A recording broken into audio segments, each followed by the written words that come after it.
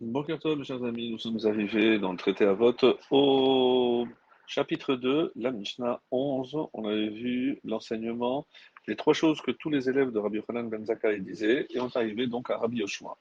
Rabbi Yoshua, Haya Omer, Ayin Ra'a, Veyetzer Hara, Vesinat Abayot, Motzin Ta'adam Min Haolam.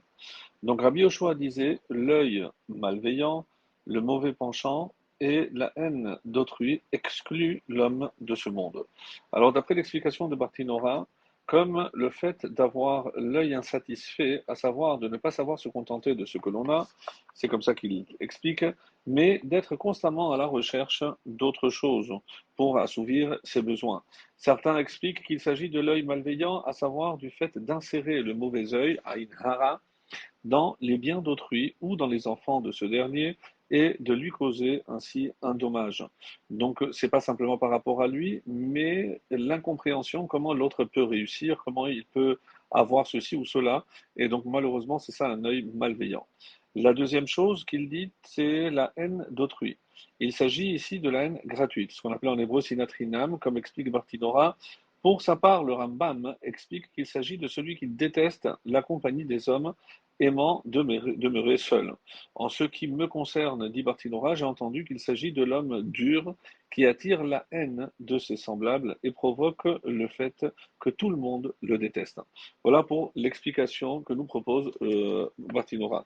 Par rapport au Midrash Moël, la haine des êtres vivants fait peut-être aussi allusion, dit le Midrash Moël, à la haine des personnes du commun contre les justes qui, au lieu de se complaire comme les autres dans les plaisirs matériels, s'attachent à l'étude de la Torah et à une meilleure compréhension des voies divines. La haine nourrie contre eux les incite à s'éloigner de la société et les affres de la solitude abrèchent leur existence. Ou bien Rabbi Yoshua indique la méthode employée par le mauvais penchant pour amener une personne à commettre les avérotes, les transgressions, et évidemment, c'est au fait, le fait d'avoir fait des transgressions, c'est cela donc qui va abréger leur vie.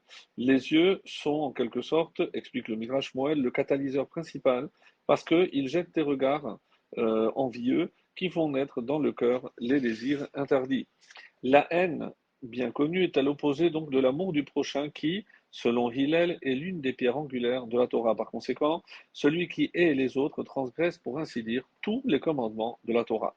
Ou bien, une dernière explication proposée par le Midrash Moël, Rabbi Yoshua vient expliquer les recommandations de son prédécesseur. Qu'est-ce qu'il avait dit? Que l'honneur de ton prochain te soit aussi cher que le tien. Repens-toi un jour avant ta mort, ne sois pas irascible et réchauffe-toi au feu des sages. Mais fais attention à leur braise pour ne pas être brûlé, car leur morsure est comme la morsure d'un renard, et leur piqûre est comme la piqûre d'un scorpion. Alors, celui qui ne respecte pas son prochain en arrive à jeter un regard défavorable sur les autres et à s'irriter facilement. De la sorte, il devient aussi une proie facile pour le mauvais penchant. Finalement, justement, c'est sa misanthropie qui s'exercera aussi contre les sages et malheureusement le mènera à sa perte. La Mishnah décrit donc une relation de cause à effet. L'envieux mourra prématurément parce qu'il aura suscité la haine meurtrière des autres en essayant de les déposséder. Voilà donc pour la Mishnah 11. On va poursuivre la Mishnah 12 et c'est Rabbi Yossi. Pourvu que l'argent de ton prochain soit aussi cher à tes yeux que le tien. Première chose. Le deuxième enseignement, aguerris-toi à l'étude de la Torah, car elle ne t'est pas transmise en héritage. Et enfin, que tous tes actes soient accomplis au nom du ciel.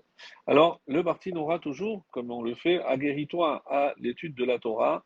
Donc, ici, Hatken Atzmecha Lilmod.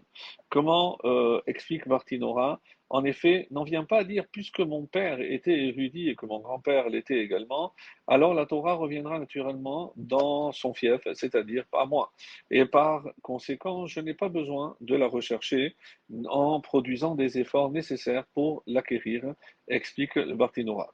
Et que tous tes actes soient accomplis au nom du ciel, c'est-à-dire que même lorsque tu es occupé à manger, à boire ou conduire tes relations intimes, ne le fais pas pour donner du plaisir à ton corps, mais afin que tu sois en pleine possession de tes moyens pour accomplir essentiellement, et c'est ça ce qui est important, et c'est ce que le sens de l'Echem Shamaïm au nom du ciel, c'est pour accomplir la volonté de ton Créateur essentiellement. Alors, d'après le Midrash Moël, Rabbi Yossi Cohen donne des conseils pour lutter contre le mauvais œil, le mauvais penchant et la haine mentionnés par son prédécesseur. Donc il y aurait une suite à ces enseignements. Alors pour éliminer les effets fâcheux du mauvais œil, que l'argent de ton prochain soit aussi précieux pour toi que le tien. Et donc évidemment, tu ne seras jamais envieux. Pour te dégager de l'emprise du mauvais penchant, prépare-toi pour étudier la Torah, car le Talmud enseigne, si le mauvais penchant t'attaque, emmène-le à la maison d'études, car la Torah est l'antidote fabriqué par le Créateur contre le mauvais penchant. En outre, Rabbi aussi souligne que l'étude exige de grands efforts. La Torah ne s'acquiert pas avec autant de facilité qu'un héritage, comme l'enseignent nos sages. Si quelqu'un te dit j'ai trouvé la sagesse de la Torah sans me fatiguer, Yagarti ou Matsati, donc ne le crois pas. Donc si il n'y a pas eu de fatigue, il n'y a pas d'acquisition de la Torah. Un homme peut extirper de son sein la haine des autres en cessant de nourrir de la rancune pour les injustices commises contre lui. Que tous tes actes soient pour le nom de Dieu, explique le jugement que tu portes sur les autres ne doit pas être dicté par un seul critère, ne doit être dicté que par un seul critère, pardon, c'est le respect des mitzvot. Et on peut donc établir un parallèle entre les trois recommandations de Rabbi Yossi et celles de la première Mishnah. Rappelez-vous, soyez circonspects dans le jugement, ce qui peut se traduire par que l'argent de ton prochain soit aussi précieux pour toi que le tien. Élevez de nombreux disciples, prépare-toi à étudier la Torah et faites une haie autour de la Torah, que tous tes actes soient au nom de Dieu. Une autre explication du Midrash Shmuel, prépare-toi à étudier la Torah et apprends autant que possible, même si tu n'es pas doté de grandes capacités intellectuelles. Pourquoi? Car la récompense, évidemment, sera à la mesure de l'effort fourni. Donc, celui qui a peiné dans l'étude recevra un plus grand salaire qu'un élève qui n'utilise guère les grandes facultés intellectuelles dont il a hérité. Ou bien, Rabbi Yossi le Cohen ne se réfère pas ici à la Torah, mais à la Torah avec une minuscule qui ne t'est pas donnée en héritage, c'est-à-dire les matières profanes qui ne font pas partie de ton patrimoine spirituel, afin de réfuter les arguments des hérétiques. Néanmoins, cette tâche ne peut être entreprise que par celui qui suit aussi la dernière recommandation de la Mishnah, c'est-à-dire que tous tes actes soient au nom de Dieu. Comme on va le voir, donc, à savoir qu'il faut savoir quoi répondre aux hérétiques, et pour cela, même si il faut aussi connaître les matières profanes. Que tous tes actes soient au nom de Dieu, ne mange pas pour assouvir ta faim, mais pour avoir la force de continuer à étudier, à pratiquer la Torah et évidemment à accomplir la volonté de ton Créateur. Consomme des mets délicieux au repas de Shabbat et des fêtes avec les mêmes sentiments religieux que lors du jeûne de Kippour. Dors afin d'être frais et dispo pour mieux étudier le matin. Porte des habits propres en l'honneur de la Torah, qui est, comme on le sait, discrédité par un sage qui porte des vêtements sales ou déchirés, au point que le Talmud affirme un sage qui porte un vêtement taché, Chayav Mita, mérite la mort. Exerce un métier pour ne pas être réduit à la mendicité, encore moins au vol.